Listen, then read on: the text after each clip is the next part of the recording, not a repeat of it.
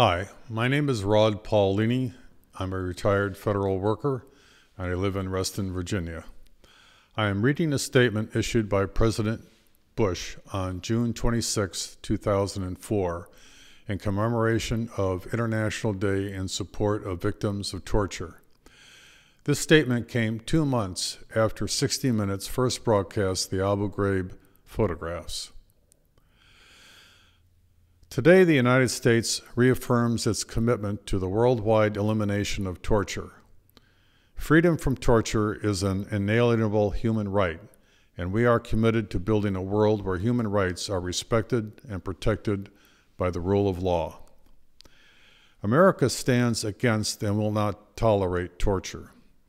We will investigate and prosecute all acts of torture and undertake to prevent other cruel and unusual punishment in all territory under our jurisdiction. The United States remains steadfastly committed to upholding the Geneva Conventions, which have been the bedrock of protection in armed conflict for more than 50 years. We expect other nations to treat our service members and civilians in accordance with the Geneva Conventions. Our armed forces are committed to complying with them and to holding accountable those in our military who do not. The American people were horrified by the abuse of detainees at Abu Ghraib prison in Iraq. These acts were wrong. They were inconsistent with our policies and our values as a nation. I have directed a full accounting for all the abuse of the Abu Ghraib detainees. Despite international efforts to protect human rights around the world, repressive regimes continue to victimize people through torture. The victims often feel forgotten, but we will not forget them. America supports accountability and treatment centers for torture victims. We stand with the victims to seek their healing and recovery and urge all nations to join us in these efforts to restore the dignity of every person affected by torture.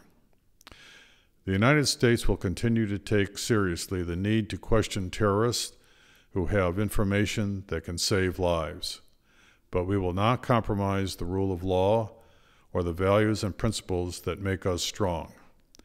Torture is wrong, no matter where it occurs, and the United States will continue to lead the fight to eliminate it everywhere.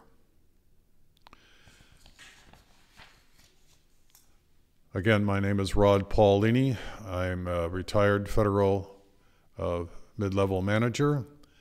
I'm recording this at a sound studio in Baltimore, Maryland. And I think it is important that we recognize that torture was committed by the United States and that we recognize the victims of torture. Hi. My name is Rod Paolini. I'm a retired federal worker, and I live in Reston, Virginia. I am reading from a classified memo regarding the use of enhanced interrogation techniques that was prepared by the CIA and sent to the Department of Justice on December 30, 2004. The cover letter of the memo reads, "Dan, a generic description of the process. Thank you." Effective interrogation is based on the concept of using both physical and psychological pressures in a comprehensive, systematic, and cumulative manner to influence HVD behavior, to overcome a detainee's resistance posture. The goal of interrogation is to create a state of learned helplessness and dependence conducive to collection of intelligence in a predictable, reliable, and sustainable manner.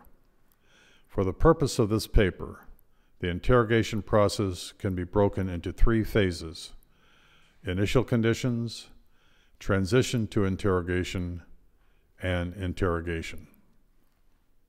A. Initial conditions. Capture.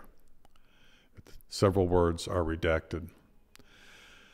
Contribute to the physical and psychological condition of the HVD prior to the start of interrogation. Of these, capture shock, and detainee reactions are factors that may vary significantly between detainees. Regardless of their previous environment and experiences, once an HVD is turned over to CIA, a predictable set of events occur. 1. Rendition. The HVD is flown to a black site. During the flight, the detainee is securely shackled and is deprived of sight and sound through the use of blindfolds, earmuffs, and hoods. One line is redacted. There is no interaction with the HVD during this rendition movement except for periodic, discrete assessments by the onboard medical officer. B. Upon arrival at the destination airfield, the HVD is moved to the black site under the same conditions. 2. Reception at the black site. The HVD is subjected to administrative procedures and medical assessment upon arrival at the black site. 5 lines are redacted. The HVD finds himself in the complete control of Americans. 6 lines are redacted. The procedure he is subjected to are precise, quiet, and almost clinical, and no one is mistreating him.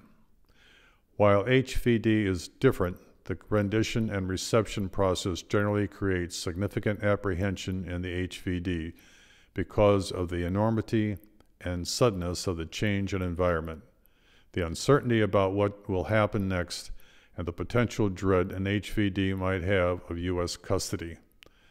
Reception procedures include: A. The HVD's head and face are shaved. B. A series of photographs are taken of the HVD while nude to document the physical condition of the HVD upon arrival. C. A medical officer interviews the HVD and a medical evaluation is conducted to assess the physical condition of the HVD. The medical officer also determines if there are any contraindications to the use of interrogation techniques. D. A psychologist interviews the HVD to assess his mental state. The psychologist also determines if there are any contraindications to the use of the interrogation techniques. B. Transitioning to interrogation. The initial interview. Interrogators use the initial interview to assess the initial resistance posture of the HVD and to determine, in a relatively benign environment, if the HVD intends to willingly participate with CIA interrogators. The standard on participation is set very high during the initial interview. The HVD would have to be willingly provide information on actionable threats and location information of high-value targets at large, not lower-level information, for interrogators to continue with the neutral approach. The rest of this page is redacted. Again, I am Rod Paolini. I'm a federal retiree. This reading took place in Baltimore, Maryland.